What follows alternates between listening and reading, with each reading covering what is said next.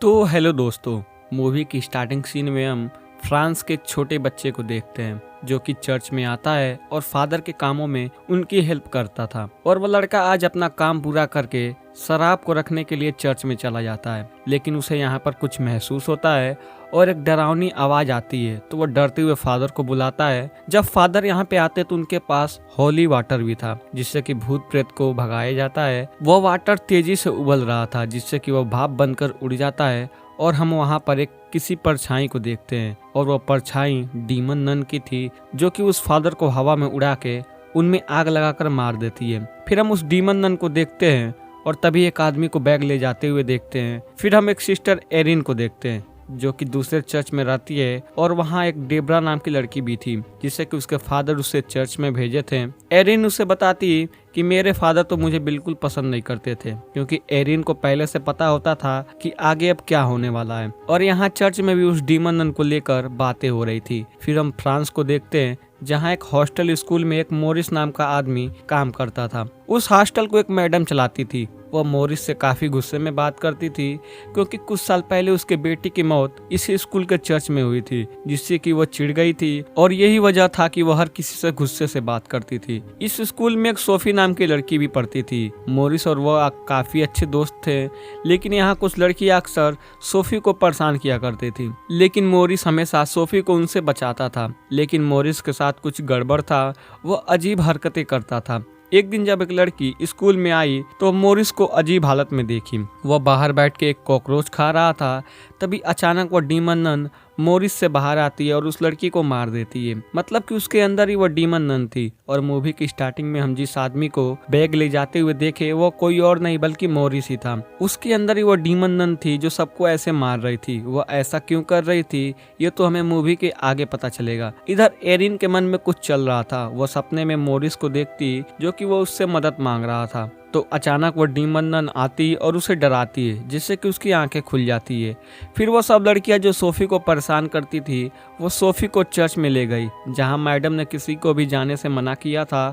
वो सब सोफी के साथ एक गेम खेलती हैं और कहती कि तुमको जाकर उस बकरी की आंखों में देखना होगा और अगर तुमने अपना ध्यान वहां से हटाया तो तुम्हें डीमन आके मार देगा। फिर जब सोफी उस तरफ देखने लगती तो ये लड़कियां वहां से चुपके से निकल जाती है और सोफी वहां पे अकेली थी। फिर सोफी उस डीमन नन को देखती जिससे वह बहुत डर जाती है कि तभी वहां मोरिस आता है और उसे बचा लेता है। इधर हम एरिन को देखते हैं जिसको फादर अपने पास बुलाते हैं और बताते हैं कि शहरों में फिर से फादर और सिस्टरों की मौतें हो रही हैं और फ्रांस में एक फादर को जलाकर मार दिया गया। ये वही फादर थे जिन्हें हम स्टार्टिंग में देखे थे। वो कहते हैं कि वो डीमन नन फिर से आ गई है, वो अभी तक मरी नहीं है, तुम ही उसे हरा सकती हो। लेकिन एरिन कहती नहीं, मैं ऐसा कुछ भी नहीं कर सकती। तो फादर कहते कि अब आपको ही देखना है क्योंकि ये दुनिया और इंसानियत अब आपके हाथ में है, इसलिए आपको इस मामले की जांच करनी चाहिए। ये सुनकर एरिन वहां से फ्रांस जाने लगती है इस केस को सुलझाने के लिए जहां फादर को जलाकर मार दिया गया था। तो डेब्रा भी उसके साथ ट्रेन में आ जाती है।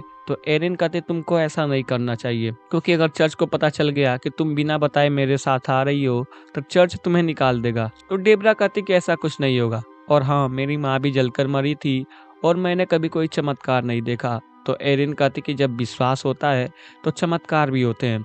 फिर वो दोनों फ्रांस पहुंचे। चर्च पहुंचते ही एरिन को फिर से उसी बच्चे का ख्याल आता है जिसे हमने स्टार्टिंग में देखा था। एरिन उस दिन की घटना के बारे में उस बच्चे से पूछती है तो वो कहता है कि हाँ, मैंने उस दिन चर्च में एक परछाई देखी थी। तभी उसे यहाँ एक नन नजर आती जो यहाँ की लाइब्रेरी में रखे बुक्स में उसे दिखने लगती है और वह एरिन का गला दाब देती है और एरिन के एक और नन दिखती जिसकी आंखें निकाली जा रही थी। तभी वो बेहोश हो जाती है। तो वहाँ जल्दी से डेब्रा आ जाती है और उसे उठाती है। इधर सोफी के स्कूल में एक अजीब चीजें हो रही थी। मोरिस के अंदर वह डीमन नन बार बार आती थी जिससे सभी लोग बहुत डरे हुए थे।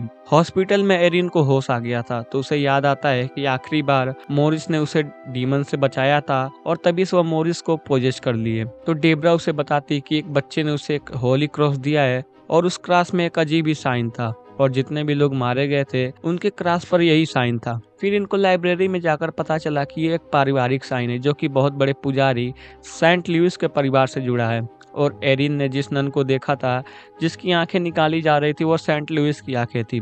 जो कि बहुत ही पावरफुल है, जो कि कहीं उसे छुपा दिया गया है। और ये सभी लोग सेंट लुइस के परिवार से हैं जो मर चुके हैं। मतलब डीमन नन सेंट लुइस के सभी परिवार के सदस्यों को मार के वो आंखें पाना चाहती थी ताकि उसकी खोई हुई पावर वापस आ जाए। यहाँ लाइब्रेरियन एरिन को यह भी बताता है कि वो डीमन नन पहले एक फरिश्ता हुआ करती थी, लेकिन गॉड ने उससे उसकी सारी पावर छीन ली। वह उस जगह के बारे में भी बताता है जहाँ उसे हर चीज के बारे में पता चल सके, और कहता है कि वो आंखें यहाँ से थोड़ी दूर एक चर्च में दफनाया गया है जहाँ पहले शराब की फैक्ट्री हुआ करती थी। लेकिन बाद में उस जगह पर एक हॉस्टल स्कूल बना दिया गया। ये वही स्कूल था जहाँ पर मोरिस काम करता था। मतलब मोरिस यहाँ पर काम करने के बहाने उस आंखों को ढूंढ रहा था और ये डीमन नन उसे ये सब करवा रही थी। ये जानते ही एरिन और डेब्रा हॉस्टल के लिए निकल जाते हैं। फिर हम मोरिस को देखते हैं जो कि चर्च के सामने बैठ के अपना सिर पीट रहा था। तो स्कूल की मैडम उसे देखती है तो कहती है तुम ठीक नहीं हो, जाओ आराम करो। तो मोरिस कहता है कि मुझे नहीं पता मैं यहाँ कैसे आ गया। और तभी मैडम को उस चर्च से आवाजें सुनाई देती हैं।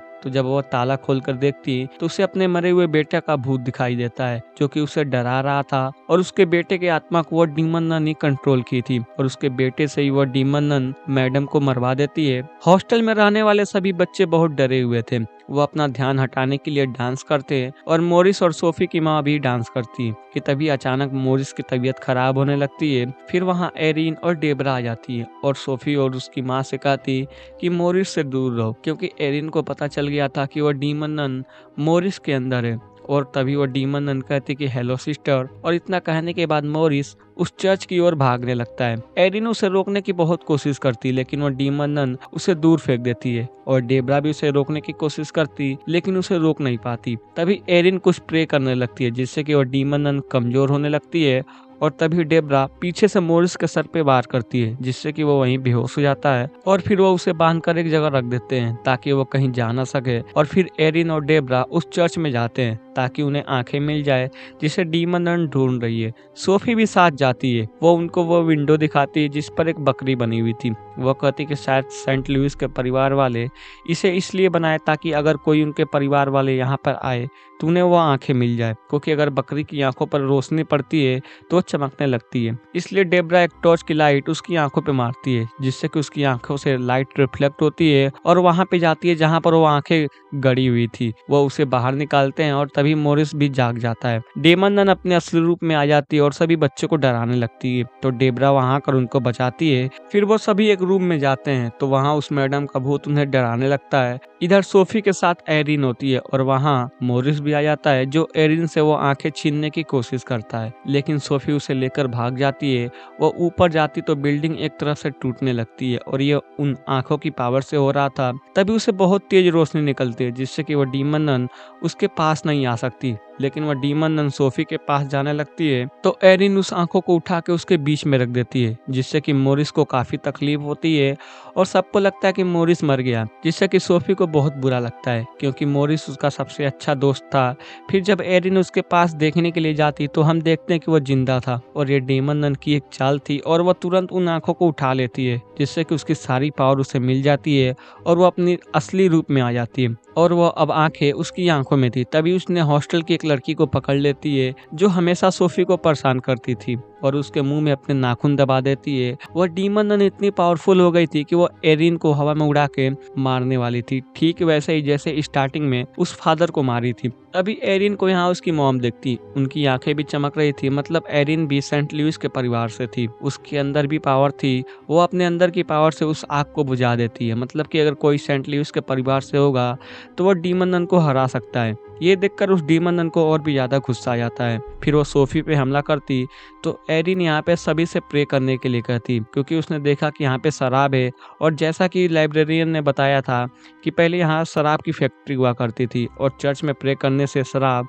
जीसस का खून बन जाता है। फिर वो प्रे करने लगती है जिससे कि वो शराब जीसस के खून में बदल जाती है और उस डीमन नन को मार देती है, जिससे कि वो डीमन नन नर्क में चली जाती है। और फिर हम देखते हैं कि सब कुछ ठीक हो जाता है और फिर ये मूवी यहीं पे ख़त्म हो जाती है। तो दोस्तों, मूवी की एक्सप्लेनेशन आपको कैसी लगी? अगर अच्छी लगी हो तो वीडियो को लाइक एंड चैनल को सब्सक्राइब कर दीजिएगा। तब तक के लिए बाय बाय।